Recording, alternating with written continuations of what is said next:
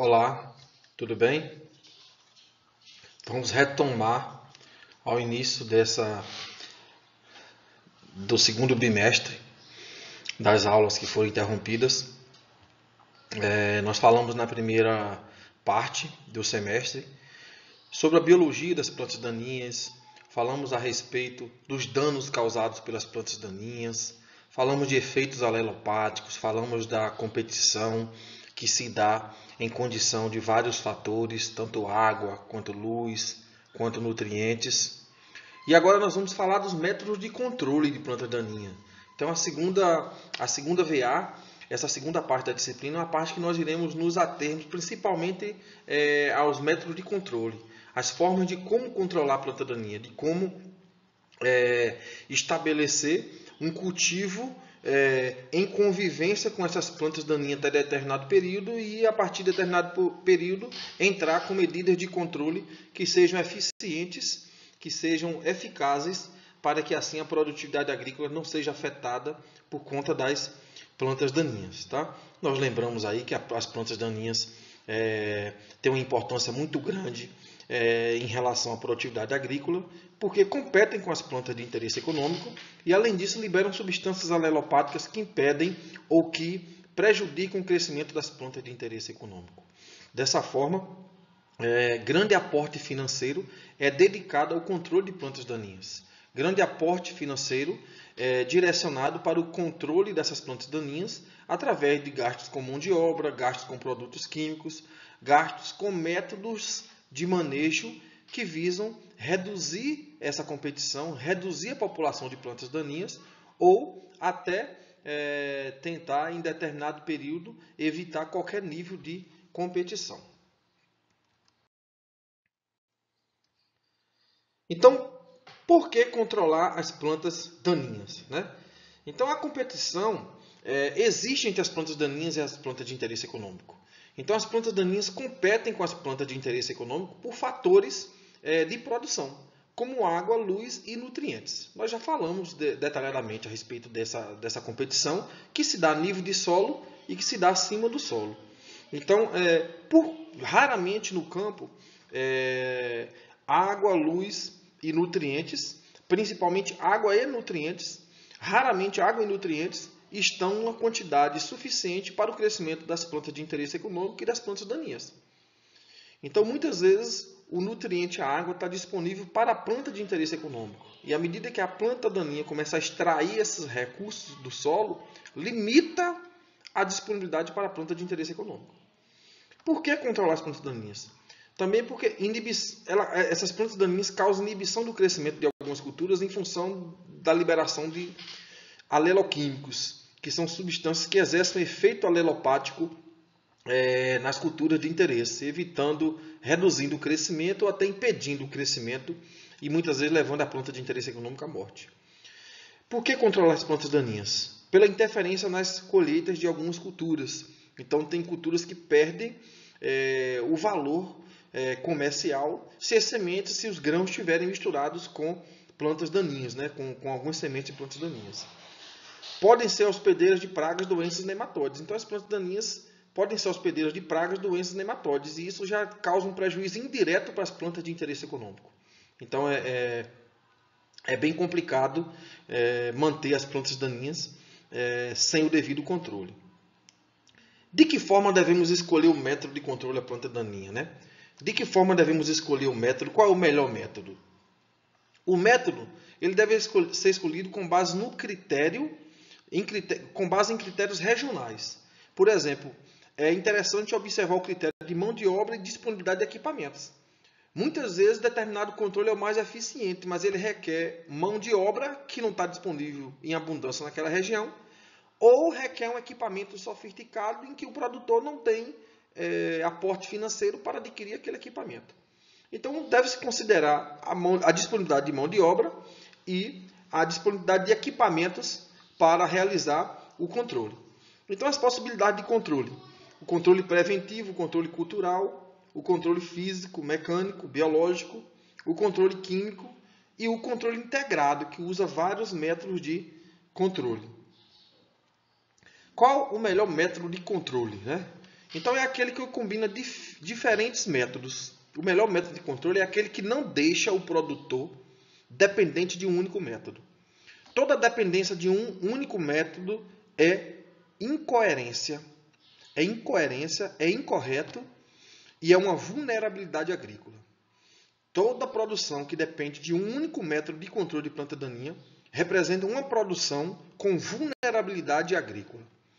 Então, o melhor método de controle deve otimizar os recursos disponíveis, deve proporcionar redução dos custos. Se todo ano se você é dependente de herbicida e todo ano você tem que aplicar herbicida e todo ano você gasta 15%, 20% de todo o custo de produção com herbicida, você está sendo pouco eficiente, está praticando uma agricultura vulnerável, porque você só usa um método de controle e ao longo do tempo as plantas daninhas foram melhoradas, mas você não melhorou o método de controle.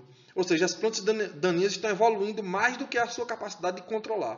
Significa dizer o quê? O conhecimento gerado não está sendo praticado por você. Enquanto as plantas daninhas estão evoluindo, tornando-se tolerantes a determinados herbicidas, você ainda continua dependente daquele herbicida.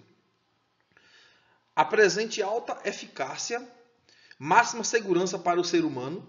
Nós estamos vivendo um período de pandemia e mais do que nunca nós sabemos que a vida, a segurança do ser humano é mais importante do que a produtividade agrícola.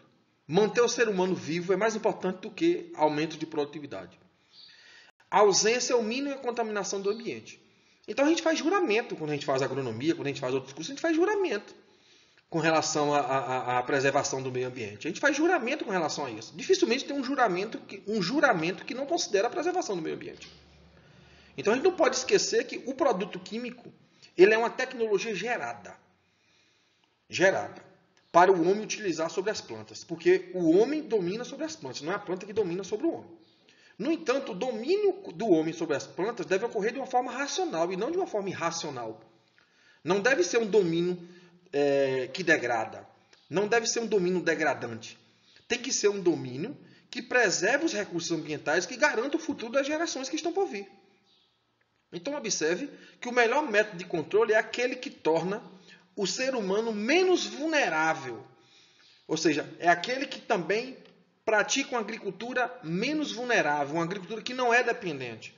Da mesma forma que o homem não pode depender da enxada para capinar, pior é se ele depender do herbicida sempre.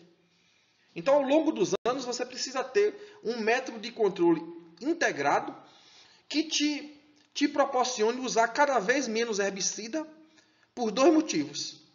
Primeiro, que reduz a dependência de um único método. E segundo, que vai te gerar economia.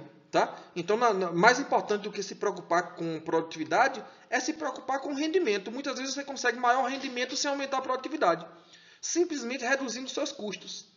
Então, o objetivo é você escolher o melhor método de controle baseado nesses fatores, nesses itens que eu acabei de listar.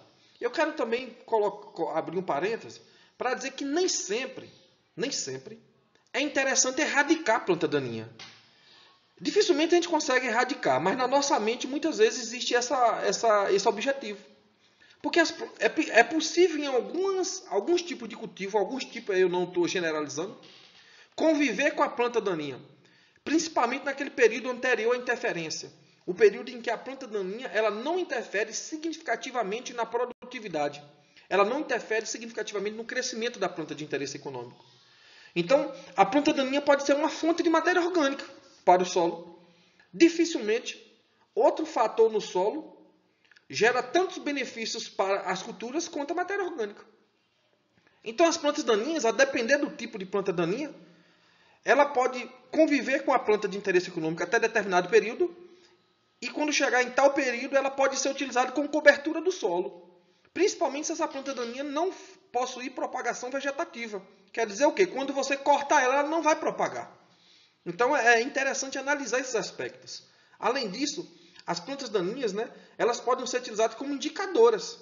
Então observe aí, o capim marmelada é indicador de deficiência de zinco e de solo ácido. A trapoeraba, solo ácido. O leiteiro, desequilíbrio entre nitrogênio e micronutrientes, cobre e molibdênio. Então observe que as plantas daninhas podem ser utilizadas como indicadoras das condições do solo. Então observe que existe uma importância das plantas daninhas. Com isso eu não te incentivo a deixar a tua cultura competir com a planta daninha o tempo inteiro de uma forma desordenada. Mas eu te incentivo, antes de pensar em se preocupar em entender o herbicida, se preocupe em entender a planta daninha. Antes de ler qualquer bula de herbicida, você precisa compreender que planta daninha você precisa controlar. E as formas de controlar. Por isso que primeiro eu lecionei biologia de plantas daninhas, para depois a gente chegar no método de controle. Com isso eu não estou dizendo para você que não use herbicida, que herbicida não. É tecnologia desenvolvida pelo homem para domínio sobre as plantas. Essa é a lógica da criação. O homem domina sobre as plantas, só que domina não de uma forma degradante, não de uma forma de degradação, de uma forma que prejudique o futuro das gerações que estão por vir. Então, procuremos entender as plantas daninhas cada vez mais profundamente e evitemos nossa dependência de um único produto, de um único método de controle, tá? Para as plantas daninhas. Então vamos falar dos métodos de controle. A escolha do adequado manejo com o uso combinado de métodos deve levar em consideração a sustentabilidade do sistema agrícola. O sistema agrícola tem que ser sustentável. É esse que tem que ser o objetivo maior do controle de planta daninha. A sustentabilidade da sua produção agrícola. Melhoria das propriedades física, química e biológica do solo. Você pode criar um método, um sistema de manejo de planta daninha.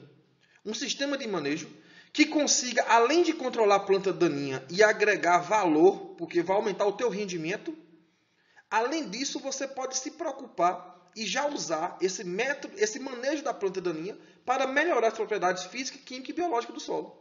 Incrementar a rentabilidade a longo prazo, porque a longo prazo você passa a depender de um produto químico, passa a depender menos de um método específico de controle e passa a ter um sistema integrado, uma sustentabilidade em que usa vários métodos de controle e que você não tem a dependência apenas de um. Se faltar mão de obra naquele ano, você utiliza 3, 4 métodos, só não vai usar da mão de obra.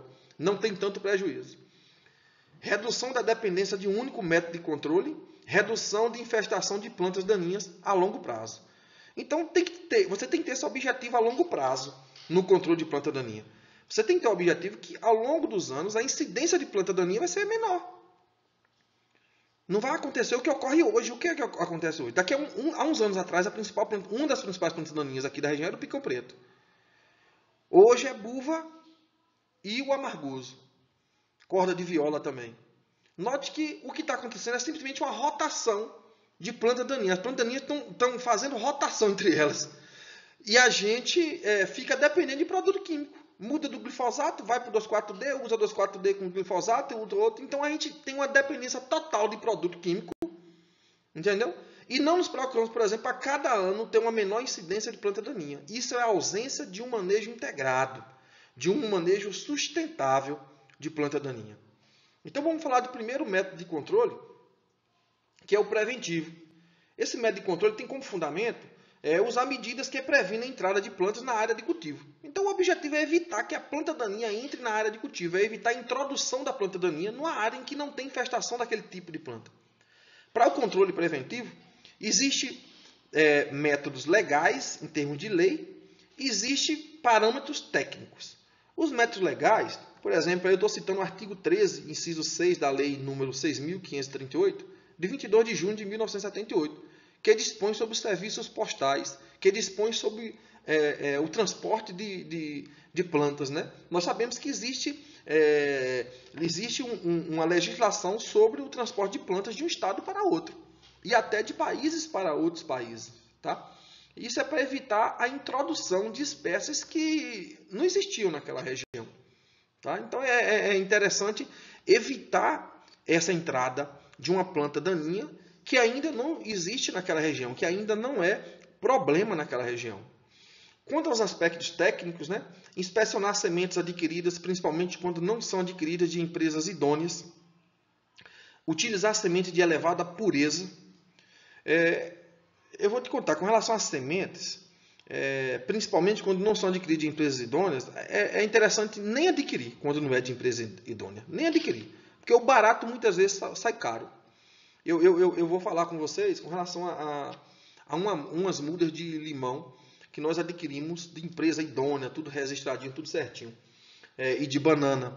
Eu plantei, não tem incidência de praga, não tem incidência de doença, não tem problema nenhum até hoje.